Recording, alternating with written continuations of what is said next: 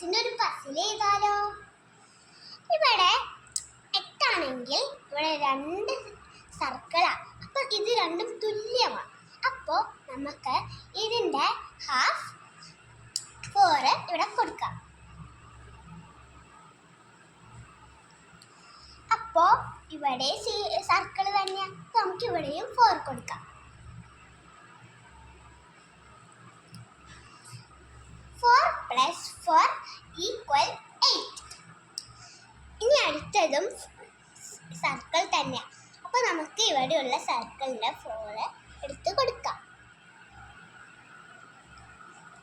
4 + ട്രയാങ്കിളാണ്. ഇവിടെ ട്രയാങ്കിൾ നമുക്ക് അറിഞ്ഞൂടാ. അപ്പോൾ ഇവിടെ ആൻസർ 9 ആണ് തന്നിട്ടുണ്ട്. അപ്പോൾ ഈ 9ന് ഈ 4 മൈനസ് ചെയ്യും. അപ്പോൾ കിട്ടുന്നത് 5. ഇവിടെ 5 എഴുതാം. 4 + 5 = 9. അടുത്തത് നമ്മുടെ സർക്കിൾ തന്നെയാണ്. അപ്പോൾ നമുക്ക് 4 എഴുതാം. 4 × നമുക്കിവിടെ 5 ആയിരുന്നു. ആ 5 ഇങ്ങോട്ട് എഴുതാം. ഇവിടെ ആൻസർ ഇല്ല.